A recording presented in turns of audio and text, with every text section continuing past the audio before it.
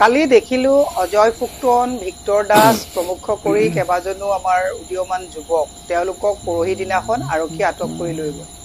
কালি মাননীয় আদালতে তেওঁলোকক জামিন মঞ্জুৰ কৰিলে আৰু জামিন মঞ্জুৰ কৰি তেওঁলোক যেতিয়া বাহিৰলৈ ওলাই আহিলে লগে লগে ভিক্টৰক কোৰ্টৰ ভিতৰৰ পৰা এৰেষ্ট কৰা হ'ল পুনৰ আৰু টানি আজুৰি অজয় ফুকনক পুলিচে লৈ গ'ল। ক'ত লৈ গ'ল গম নাপাওঁ। অজয় ফুকনৰ পত্নী, পৰিয়ালৰ লোক, ভিক্টৰৰ মা সকলোৱে হিয়া ধাকুৰি কান্দি ৰাস্তাত তেওঁলোকে মানে ক'ত লৈ গৈছে, অপৰাধী লৈ যোৱা দি লৈ গৈছে। মোৰ এতিয়া অসম পুলিচলৈ এটা প্ৰশ্ন, অজয়, ভিক্টৰ আৰু তেওঁলোকৰ লগত থকা বাকী 8টা ল'ৰা ডকাইত নে উগ্ৰপন্থী নে কি নে কাৰোবাক হত্যা কৰিছে?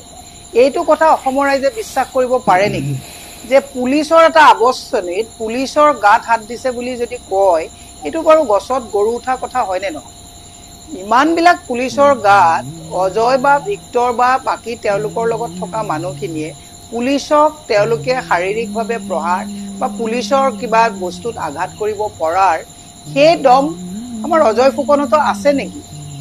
গান বাজানাৰ লগত থকা ল'ৰা ছোৱালী আমি আজি ইমান বছৰৰ পৰা লগ পাইছো। পুলিচে তাৰ পৰা আৰু দুটা কথা মই আপোনালোকক কৈছো, মাননীয় আদালতে যেতিয়া জামিন মঞ্জুৰ কৰিলে তাৰ পিছত আকৌ কোৰ্টত যেতিয়া তেওঁলোকক এৰেষ্ট কৰিলে তেতিয়াহ'লে আদালতকো এই প্ৰশাসনে অমান্য কৰা নাইনে? এক বৃহৎ প্ৰশ্ন। মই সেইকাৰণে এটা কথা কৈছো যে আমি কালিৰ পৰা গৈ যিটো দেখিলো বৰ্তমানো তেওঁলোক কোন থানাত আছে পৰিয়ালৰ মানুহে ট্ৰেকেই কৰিব পৰা নাই। অপৰাধীক লৈ যোৱা দি তেওঁলোকক লৈ যোৱা হৈছে। মই মুখ্যমন্ত্ৰী যিহেতুকে গৃহ বিভাগৰ দায়িত্বত আছে, মুখ্যমন্ত্ৰীলৈ মোৰ এটা পোনপটীয়া প্ৰশ্ন যে ধৰিব লাগিছিল কাক? কিয় 10 দিন সময় SITয়ে দিবলগীয়া হ'ল শ্যাম কানু আৰু সিদ্ধাৰ্থহঁতক?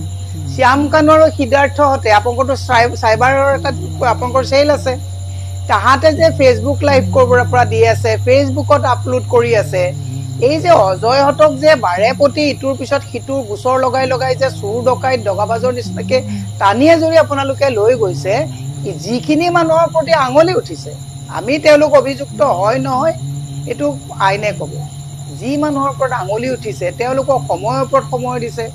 এণ্টিচিপেটৰী বেইল এপ্লাই কৰিবৰ কাৰণে শুনিছোঁ কোনোবাই এপ্লাই কৰিবলৈ লৈছে। মই উকিল সন্থাক কিন্তু চেলুট কৰিছোঁ যে অসমৰ উকিল সন্থাই কিন্তু তেওঁলোকৰ কেছ নলয়। মই মুখ্যমন্ত্ৰীলৈ এটা বিনম্ৰভাৱে অনুৰোধ জনাইছোঁ, হাল এৰি খেল খেলিছে।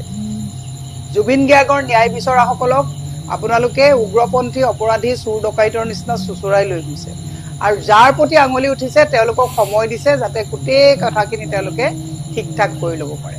গতিকে আইন যাতে কোনেও হাতত তুলি নলয়, আইন যাতে কোনেও অৱমাননা নকৰে আৰু অজয় আৰু ভিক্টৰহঁতক কি গোচৰত ধৰা হৈছে এই কথাবিলাক আইনে জনাব লাগে যে কিয় এৰেষ্ট কৰা হ'ল।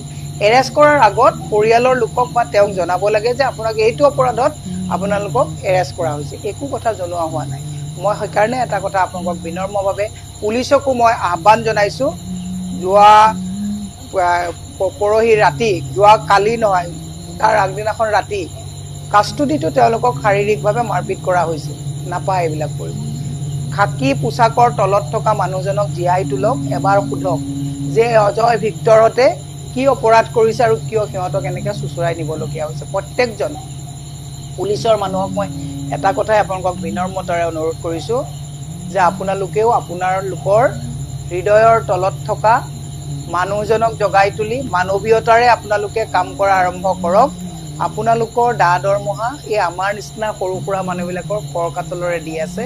ক্ষমতাৰ অপব্যৱহাৰ নকৰিব। মই শেষত এটা লাইন কৈছোঁ, ক্ষমতাৰ যি মানুহে অপব্যৱহাৰ কৰিছে, মই সদায় কৈ আছোঁ, দুৰ্যোধনো বাচি যোৱা নাই, ৰাৱণো বাচি যোৱা নাই, হিটলাৰ বাচি যোৱা নাই, ছাদ্দাম হুছেইন বাচি যোৱা নাই, কোনো অত্যাচাৰী শাসক কিন্তু বাচি যোৱা নাই। মনত ৰখাটো ভাল। খাকী পোচাকৰ যিটো গৰম, এই গৰমটো যাতে আপোনালোকে অলপ সংযম কৰি আপোনালোকেও মানৱীয়তাৰ দৃষ্টিকোণেৰে জুবিন গাৰ্গৰ ন্যায়ৰ ক্ষেত্ৰত আপোনালোকৰ সহযোগিতা কামনা কৰিছোঁ।